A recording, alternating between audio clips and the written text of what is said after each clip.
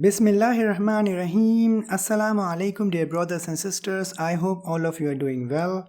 May Allah bless you with the best of both worlds. Ameen. Insha'Allah, today we are going to talk about the world famous Hejaz railway. So hop on board quickly, the train is about to leave. It used to take over 40 days by foot and over 20 days by boat to reach Hejaz from the areas north of the Arabian Peninsula. And it used to be quite a difficult and costly journey due to the harsh conditions of the Arabian desert. So in the year 1900, the Ottoman Khalifa Sultan Abdul Hamid II announced to the world a unique project. Istanbul would be connected to the sacred sanctuaries of Medina and Mecca by railway. This ambitious idea became the 20th century's greatest transportation project.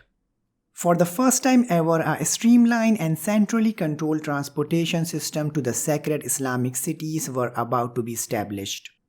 The Ottoman Empire already had an internal railway system by then, so the railroad construction for this mega project began from Damascus.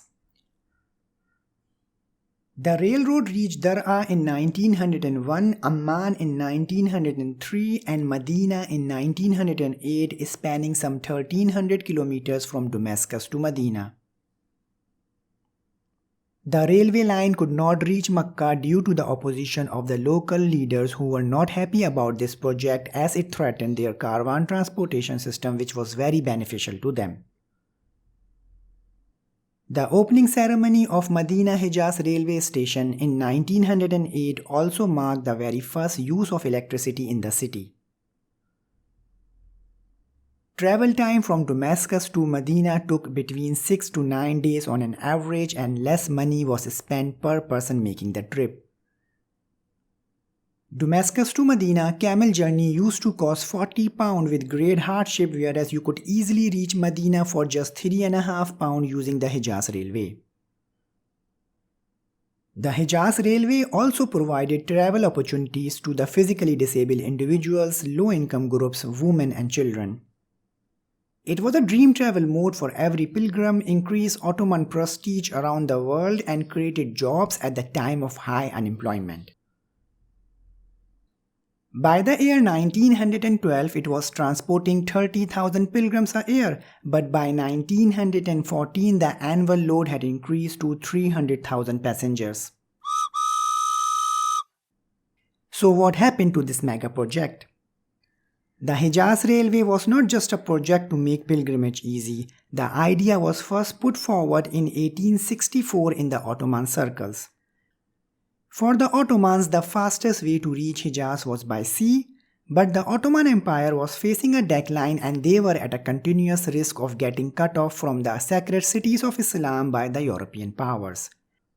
Just the presence of the European navy in the Mediterranean Sea or the Red Sea was enough to give nightmares to the Ottomans.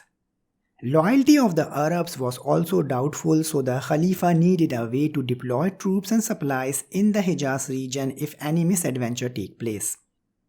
So as per the plan, the Ottoman army began to use the Hejaz railway as its chief mode of transport for troops and supplies as well.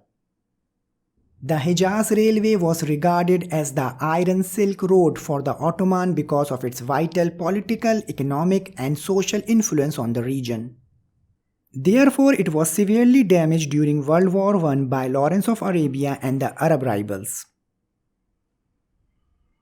Making the long story short, on November 1, 1922, on the same day of the dissolution of Ottoman Empire, full operation of the Hejaz railway network ceased.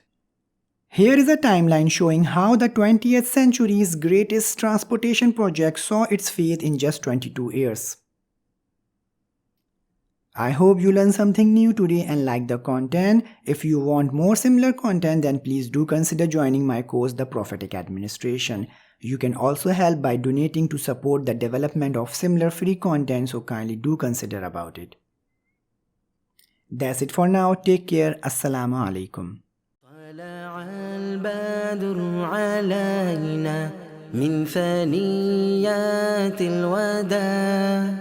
وجب الشكر علينا ما دعا لله دا ما دعا لله دا طلع البدر علينا من ثنيات الوداع وجب الشكر علينا ما دعا لله دا ما دعا لله دا.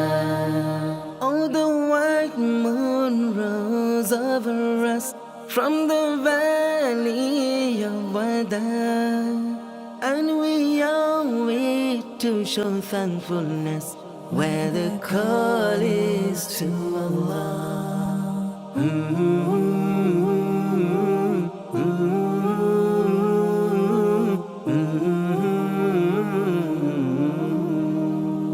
أيها المبعوث فينا جئت بالأمر المطاع جئت شرفت المدينة مرحبا يا خير ذا طلع البدر علينا من ثنيات الوداع وجب الشكر علينا ما دعا لله دا ما دعا لله